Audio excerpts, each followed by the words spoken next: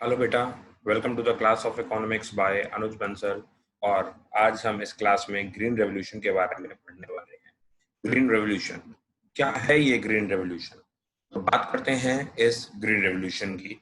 देखिए बेटा, green revolution was the best step considered in the field of agriculture, क्योंकि इसके बाद फार्मर को काफी हद तक बहुत ज्यादा रिलैक्सेशन मिल गया था।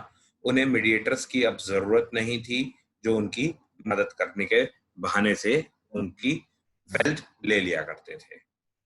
What is green revolution? देखिए, it is a increase in the production of food grains resulting from HYV seeds. देखिए, ये एक नई कैटेगरी की सीड आई थी, HYV high yielding variety seeds. इन सीड्स की क्वालिटी ये थी कि इनसे जो आउटपुट आता था वो पहले से ज्यादा आता था।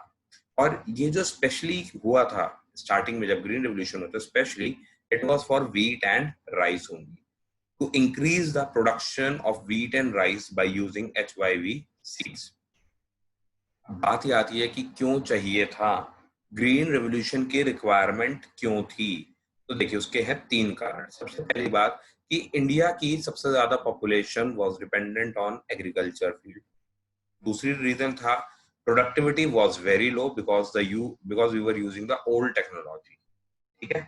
और तीसरा था कि इंडियन एग्रीकल्चर जो था वो ग्रेटली डिपेंडेंट था मॉनसून के ऊपर। इस HYV सीड की एक खासियत थी कि इसे कम पानी में भी इससे अच्छा आउटपुट आ सकता था। ठीक। क्या होता था पहले, ज्यादा पानी चाहिए होता था, पानी के लिए इरिगेशन फैसिलिटीज नहीं थी, हम लोग कंप्लीटली मॉनसून पे डिपेंडेंट थे। अगर मॉनसून कम रहा तो बस फार्मर की तो शामत आ जाती थी बेटे। ठीक। अब ग्रीन रेवोल्यूशन के टोटल दो फेजेस आए थे हमारे सामने। पहला फेज था जो कि लगभग मिड ऑफ 1960 से 1970 तक चला, और यानी कि लगभग 10 साल। और इसमें ये एक तरीके से टेस्टिंग मोड पे था। इसे कुछ स्टेट्स में करा गया था जो जहां के फार्मर्स बेसिकली थोड़े से रिच थे और वो इसे अफोर्ड कर सकते थे। ठीक। वो स्टेट्स थी पंजाब, आंध्र प्रदेश, तमिलनाडु। और दूसरा फेज आया जस्ट इसके बाद, मिड ऑफ 1970 से लेकर मिड ऑफ 1980 तक। इसमें इसको बाकी के स्टेट्स में भी इंप्लीमेंट किया गया, क्योंकि पहले 10 साल के सर्वे से ये पता चला था कि भाई ये बेनिफिट देगा, और दे दिया था इसने इन स्टेट्स को बेनिफिट। इनका प्रोडक्शन ड्रास्टिकली इंक्रीज हो गया था। फिर सेकंड फेज में इसे बाकी के स्टेट्स में भी इंप्लीमेंट किया गया था। अब इससे क्या क्या बेनिफिट्स हुए? ये रहे बेनिफिट्स। पहला था सेल्फ रिलायंस। अब हम खुद प्रोडक्शन कर सकते थे, हमें दूसरों पे डिपेंडेंट, दूसरे नेशंस पे डिपेंडेंट होने की जरूरत नहीं थी अपने फूड ग्रेन के लिए। Then increase in market surplus. Market surplus क्या होता है भैया? मार्केट सरप्लस का मतलब होता है कि फार्मर ने जब ग्रोथ करी, किसी भी क्रॉप को ग्रो करा, तो पहले तो वो अपने लिए उसको रखेगा। मान लीजिए वीट ग्रो करा, उसको मान लीजिए 3 sacks ऑफ वीट चाहिए, तो उसने 3 बोरी अनाज अपने लिए रखा, और बाकी का जो वो बेचता था बाजार में। तो जब प्रोडक्शन बढ़ गया, अब सीधी सी बात है, प्रोडक्शन बढ़ा है लेकिन फार्मर की इंडिविजुअल नीड्स नहीं बढ़ी हैं अभी, तो उसके लिए मार्केट में बेचने के लिए सरप्लस इकट्ठा हो गया। Then decrease in the price of food grains. Definitely जब सप्लाई इंक्रीज होगी तो प्राइसेस विल रिड्यूस। ये आपने क्लास 11th में पढ़ा था। और आखिरी था इसका enable buffer stock. Buffer stock होता है बेटा जो गवर्नमेंट अपना स्टॉक मेंटेन करती है, और आपातकालीन स्थिति में इस स्टॉक को यूज किया जाता है अपनी पॉपुलेशन को सरवाइव करवाने के लिए।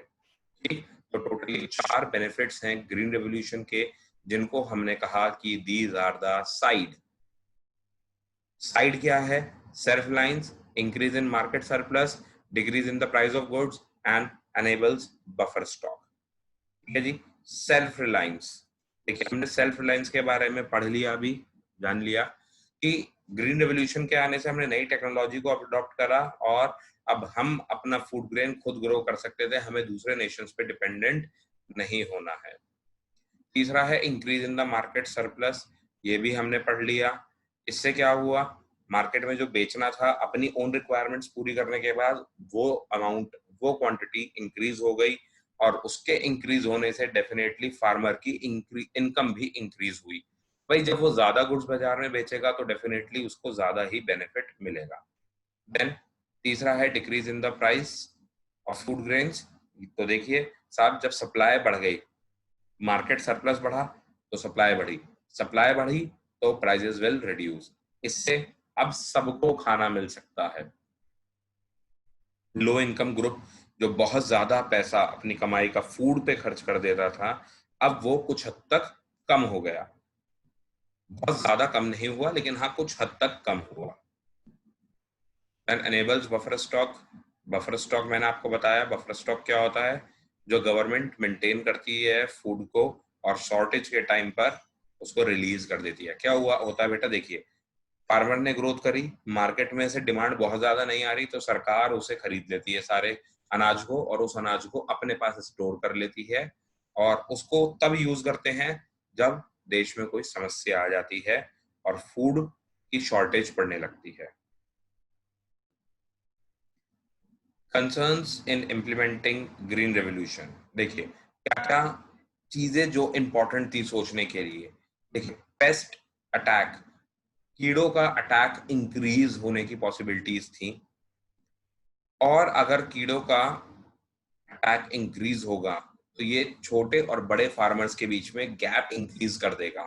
क्योंकि देखिए इसकी जो मशीनरी थी, इसको करने के लिए नई फार्मिंग टेक्निक्स जो थी वो कॉस्टली थी और उसे छोटा फार्मर अफोर्ड नहीं कर सकता था, बहुत ज्यादा अफोर्ड नहीं कर सकता था। अब जब उसके पास प्रॉपर मशीनरी नहीं है तो वो अपने क्रॉप को पेस्ट से नहीं बचा पाएगा, और जब वो अपनी क्रॉप को पेस्ट से नहीं बचा पाएगा तो वो खराब हो जाएगी और it will lose their income.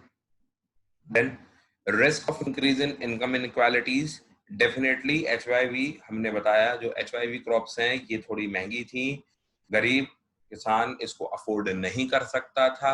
अब देखिए गरीब किसान तो अब भी अपना काम वैसे ही कर रहा था जैसे वो पहले करता था। जो रिच फार्मर्स थे उन्होंने इसको अडॉप्ट करा, उनकी इनकम बढ़ गई। अब उनकी जब इनकम बढ़ गई तो क्या हो गया बेटा, गरीब और गरीब हो गया, अमीर और अमीर हो गया। सीधी सी बात है, अमीर फार्मर जब ज्यादा ग्रो करेगा तो वो मार्केट में भी ज्यादा सप्लाई करेगा। जब वो मार्केट में ज्यादा सप्लाई करेगा तो उससे लॉस क्या होगा, गरीब फार्मर का आउटपुट जो उसका सरप्लस है वो मार्केट में नहीं बिक पाएगा ढंग से। नेक्स्ट, गवर्नमेंट ने क्या किया इसके लिए? फाइनेंशियल हेल्प दी। फाइनेंशियल हेल्प किस तरीके से दी उन्होंने? उन्होंने कहा, सरकार ने कहा कि हम गरीब फार्मर्स जो हैं या जो भी फार्मर्स हैं छोटे फार्मर्स, उनको कम इंटरेस्ट पे रेट देंगे और सब्सिडाइज्ड फर्टिलाइजर्स देंगे। सब्सिडाइज्ड फर्टिलाइजर्स का मतलब था बेटा कि जो भी आप फर्टिलाइजर्स यूज करेंगे अपनी क्रॉप को पेस्ट से बचाने के लिए, वो आपको कम रेट्स में मिलेगा। ठीक है, लेकिन इसके भी कुछ ड्रॉबैक्स आए थे, वो अभी हम आगे डिस्कस करेंगे। देन दूसरा, गवर्नमेंट ने अपने एक रिसर्च इंस्टीट्यूट्स बनाए थे जो कि फार्मर्स को मदद करते थे, अपनी सर्विसेज प्रोवाइड करते थे कि वो कैसे इस नई टेक्नोलॉजी को इम्प्लीमेंट कर सकते हैं, प्लस वो कैसे अपने क्रॉप्स को पेस्ट से बचा सकते हैं। अगर कोई भी नई टेक्नोलॉजी को अडॉप्ट करने में समस्या आती थी तो फार्मर एक हेल्पलाइन नंबर इशू हो गए थे, उस हेल्पलाइन नंबर पे कॉल कर कर पूछ सकता था कि साहब मेरे को ये समस्या आ रही है और मैं इस समस्या से कैसे अपना आप को निकाल सकता हूं, तो उसको वहां से मदद मिल जाया करती थी रिसर्च इंस्टीट्यूट से। ठीक है जी। Then debate over subsidy. देखिए सीधी सी बात है साहब, कोई भी काम सरकार अच्छा करना चाहेगी तो उसके ऊपर मोशन के अगेंस्ट भी लोग होंगे और मोशन के फेवर में भी लोग होंगे। तो कुछ लोगों ने कहा कि नहीं गलत कर रही है सरकार, यहाँ पे बर्डन आ जाएगा सरकार के ऊपर। दूसरा, कुछ लोगों ने कहा नहीं बिल्कुल सही कर रही है सरकार, क्योंकि ये बहुत ज्यादा जरूरी है फार्मर्स की मदद करने के लिए, क्योंकि फार्मर है गरीब और अगर उसकी मदद हमने सरकार ने नहीं की तो समस्या खड़ी हो जाएगी। तो हम बात करेंगे पहले फेवर की। ठीक है जी। Risky business. रिस्की बिजनेस है, देखिए फार्मिंग इन इंडिया हमेशा से रिस्की बिजनेस था और यहाँ पर सब्सिडी देना बहुत ज्यादा जरूरी था। अगर सब्सिडी नहीं दी गई तो फार्मर, जो छोटा फार्मर है, गरीब फार्मर है, वो काम नहीं कर पाएगा, वो इस टेक्नोलॉजी को अडॉप्ट नहीं कर पाएगा। और जब वो इस टेक्नोलॉजी को अडॉप्ट नहीं कर पाएगा तो सीधी सी बात है साहब, it will increase the gap between the rich and the poor farmers. Next, income inequalities आ जाएंगी। ये हमने अभी डिस्कस कर लिया, क्योंकि रिच और पुअर फार्मर के बीच में डेफिनेटली इनकम इनइक्वालिटीज आने वाली थी। फार्मर गरीब है, उसको मदद की जरूरत है। तो ये हैं 3 बातें जो इस फेवर में है कि हमें सब्सिडी देनी चाहिए थी एग्रीकल्चरल एक्टिविटीज के लिए, क्योंकि वो एक रिस्की बिजनेस है। The small farmer needs support. अगर नहीं मिला तो इनकम इनइक्वालिटीज आ जाएंगी, फार्मर ऑलरेडी गरीब है और ज्यादा गरीब हो जाएगा। अगेंस्ट द मोशन चलते हैं। बर्डन ऑन गवर्नमेंट, सीधी सी बात है, अगर सरकार अपना पैसा सब्सिडी के रूप में देगी तो सरकार के बजट्स कम होंगे, और सरकार का जब एक्सपेंडिचर बढ़ेगा तो वो it will create burden on the government budget. Then इसका बेनिफिट रिच फार्मर्स को ज्यादा मिल रहा था। क्यों मिल रहा था? देखिए, क्या था कि ये जितने भी बेनिफिट्स होते हैं ये रिच फार्मर को ही ज्यादातर मिल जाते हैं। जो हमारा टारगेट ग्रुप होता है वो वहां तक तो पहुंच ही नहीं पाते बेनिफिट्स। फर्टिलाइजर्स यूज कौन कर रहा है? मुद्दा ये है। फर्टिलाइजर्स तो साहब रिच फार्मर यूज कर रहा है, ज्यादा क्वांटिटी में यूज कर रहा है। तो अब बताएं साहब क्या होगा? बेनिफिट तो उसे ही मिल जाएगा जो ज्यादा क्वांटिटी में यूज कर। एक व्यक्ति पूरे साल में 1 किलो फर्टिलाइजर यूज कर रहा है तो उसके 5-7 रुपए बच गए। दूसरी तरफ एक व्यक्ति, एक फार्मर है जो पूरे साल में 1000 किलो फर्टिलाइजर यूज कर रहा है, क्योंकि उसके पास खेत ज्यादा है, सब कुछ ज्यादा है। तो बेनिफिट ज्यादा किसे मिला? डेफिनेटली बड़े फार्मर्स को मिला। तो बातें ये भी ठीक थी। ऐसा नहीं है कि जो बातें अगेंस्ट में है वो गलत हैं, लेकिन मदद करनी जरूरी थी क्योंकि पुअर फार्मर को भी कंसिडर करना था। पब्लिक सेक्टर ने क्या रोल दिया? What was the role of public sector in industrial development? देखिए sir, role of public sector, lack of initiative for private sector. Private sector was taking less interest in development. वो कहते कि साहब पता नहीं काम चलेगा नहीं चलेगा, तो हम तो काम कर नहीं रहे। लोग इंटरेस्ट शो नहीं कर रहे थे। Objective of social welfare government का हमेशा से होता है। देखिए, जब आपने क्लास 11th में पढ़ी थी डेफिनेशन इकोनॉमिक्स की, तो हमने पढ़ा था कि वहां पर जो है सरकार हमेशा सोशल वेलफेयर के लिए काम करती है। तो अगेन यहाँ पे पब्लिक सेक्टर को अपना रोल दिखाना जरूरी था। Then shortage of capital and private sector. Private sector यानी कि प्राइवेट पर्सन्स के पास इन्वेस्टमेंट के लिए पैसे की कमी थी, और एम्प्लॉयमेंट जनरेशन के लिए भी पब्लिक सेक्टर को सामने आना था, क्योंकि प्राइवेट सेक्टर जब इंडस्ट्रीज ओपन नहीं कर रहा तो लोग एम्प्लॉयमेंट नहीं पा पाएंगे। अगर लोगों को एम्प्लॉयमेंट देना है तो सरकार को अपनी इंडस्ट्रीज लगानी पड़ेगी। चलिए, lack of initiative for private sector in Indian market. The Indian market was not big enough to encourage private industrialists to undertake major projects. Market छोटा था, डिमांड कम थी, लोगों को लगा कि भाई ये तो गलत हो जाएगा, कहीं नुकसान ना हो जाए। इसकी वजह से there was low level of demand for the industrial goods for meeting our nation's food requirement. देखिए, हम बात अभी भी कर रहे हैं एग्रीकल्चरल सेक्टर की, और एग्रीकल्चरल सेक्टर में इंडस्ट्रियल गुड्स क्या हैं? The machines which are used for doing farming like tractor, threshers, tiller, harrow, इन सब का जो इंडस्ट्री थी, जो इन सब गुड्स को बनाती थी, उनको ये था कि भाई देखिए साहब, फार्मर गरीब है, डिमांड जनरेट होगी नहीं, तो बेटर ये है कि हम इस इंडस्ट्री में इन्वॉल्व ना हो। Objective of social welfare, state का यानी कि सरकार का हमेशा मोटिव होता है, सबसे पहला मोटिव और सबसे बड़ा मोटिव होता है कि that there should be a social welfare. और इस ऑब्जेक्टिव को अचीव करने के लिए सबसे पहले चाहिए equity and social welfare of government. जब तक सरकार इक्वालिटी नहीं लाएगी, इक्वालिटी को हमने पहले भी डिस्कस किया था, इक्वालिटी डजंट मीन्स कि भैया 50-50 कर दो गरीब और अमीर के बीच में। Next, shortage of capital with private sector. Private sector के पास कैपिटल नहीं थी इन्वेस्टमेंट के लिए, तो ये भी एक बहुत बड़ी समस्या थी। Government had to make industrial investment through public sector undertakings, PSUs। इन्होंने बहुत मेजर रोल शो किया डेवलपमेंट ऑफ इंडिया में। एम्प्लॉयमेंट जनरेशन, सरकार की कंपनी थी, बड़े लेवल पे थी, ज्यादा लोगों की रिक्वायरमेंट थी, so they gave good employment in the industries।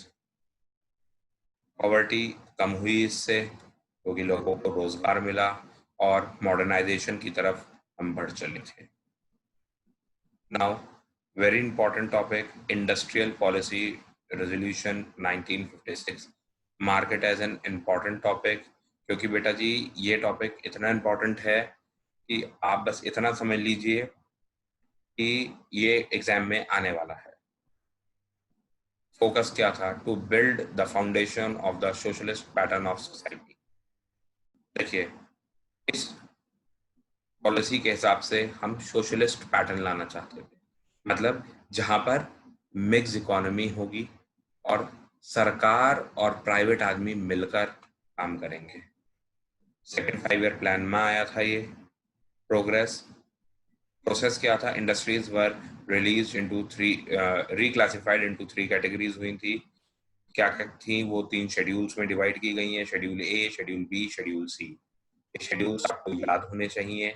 अगर ये शेड्यूल्स आपको याद नहीं है तो आपको इससे दिक्कत आएगी। शेड्यूल ए की बात करते हैं, industries would be exclusively owned by the state. Schedule A ने कहा कि साहब ये जो इंडस्ट्रीज लिखी हैं, जैसे हमारे सामने animation, atomic energy, oil, railways, इस तरीके की जितनी भी इंडस्ट्रीज हैं ये सरकार की ही रहेंगी। इसमें प्राइवेट एंटरप्रेन्योर ये नहीं कहेगा कभी कि साहब हम भी ये काम करना चाहते हैं। शेड्यूल बी था जिसमें कंप्लीटली प्राइवेट सेक्टर को इन्वॉल्व किया गया। कहा private sector can also open the industries. देखिए, कैन ऑल्सो ओपन मतलब सरकारी कंपनी भी होंगी और प्राइवेट कंपनीज भी इनकी खुल सकती हैं।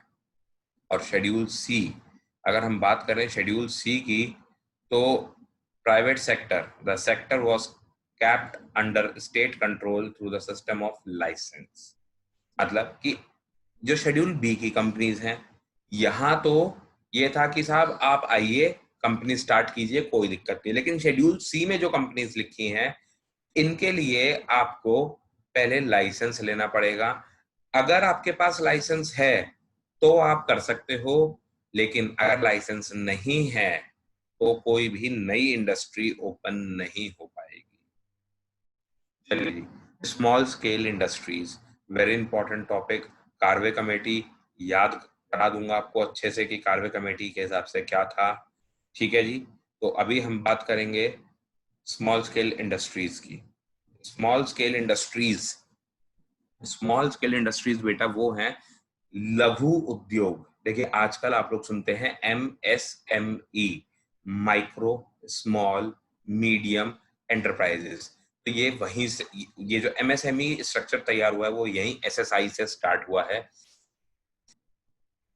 पहले लोगों के अंदर एक कलाएं थी, तो उन कलाओं को प्रमोट करने के लिए, ताकि वो उससे भी रेवेन्यू जनरेट कर सकें, सरकार ने स्मॉल स्केल इंडस्ट्री का कॉन्सेप्ट स्टार्ट किया कि आप अपने घर में ही काम स्टार्ट कर सकते हैं। ठीक है, इससे क्या होगा? इससे ग्रोथ मिलेगी प्लस एम्प्लॉयमेंट अपॉर्चुनिटीज जनरेट होंगी। ठीक है जी, देखिए growth of small scale industry जरूरी थी। क्यों? रूरल डेवलपमेंट होगा इससे, प्लस एम्प्लॉयमेंट अपॉर्चुनिटीज जनरेट होंगी। स्मॉल स्केल इंडस्ट्री, देखिए मैक्सिमम इन्वेस्टमेंट 5 लाख तब अलाउड थी, अब ये बढ़कर 1 करोड़ हो चुकी है। ठीक है, तब की इन्वेस्टमेंट 5 लाख थी, आज की इन्वेस्टमेंट इसमें 1 करोड़ तक की है। मतलब अगर कोई व्यक्ति 1956 के अराउंड 5 लाख रुपए लगाकर, 5 लाख मैक्सिमम रुपए लगाकर कोई काम शुरू करता है तो उसको SSI की कैटेगरी में डालते थे। और अब अगर व्यक्ति ने 1 करोड़ रुपए लगाकर काम स्टार्ट कर रखा है तो उसे हम SSI की कैटेगरी में डालते हैं। प्रोटेक्शन क्या दिया गया था? small scale industries cannot complete it is compete cannot compete with big industrial firms, so various steps were taken. देखिए सीधी सी बात है, छोटा व्यक्ति कभी भी बड़े व्यक्ति से compete नहीं कर सकता था। छोटी इंडस्ट्री कभी भी बड़ी इंडस्ट्री का सामना नहीं कर सकती थी, क्योंकि छोटी इंडस्ट्रीज में हमेशा आपका होता है लेबर इंसेंटिव काम, और बड़ी इंडस्ट्रीज में होता था आपका कैपिटल बेस्ड काम। ठीक है, मशीन से काम होता था। लेबर इंसेंटिव जो चीजें हैं, जो लेबर काम कर रही है बेटा, उसको उतनी फिनिशिंग के साथ नहीं किया जा सकता था जितना मशीन्स के साथ किया जाता है। तो इसके लिए क्या करा गया था बेटा, रिजर्वेशन ऑफ प्रोडक्ट्स किया गया। कुछ प्रोडक्ट्स को गवर्नमेंट ने रिजर्व कर दिया कि साहब ये प्रोडक्ट तो केवल और केवल स्मॉल स्केल इंडस्ट्रीज ही बनाएंगी। दूसरा, वेरियस कंसेशंस वर गिवन, उनको टैक्स में कुछ छूट दे दी गई थी, बैंक से लोन कम इंटरेस्ट पे मिल जाता था। ठीक है, एक्साइज ड्यूटी, प्रोडक्शन करने का जो टैक्स होता था वो कम कर दिया था। अदर टैक्सेस में भी उन्हें डिस्काउंट मिले थे। Trade policy, again an important topic. देखिए, ट्रेड पॉलिसी आपकी इंपोर्ट एंड एक्सपोर्ट की पॉलिसी होती है, और यहां पर हमने इंपोर्ट सब्स्टिट्यूशन पे काम करना है।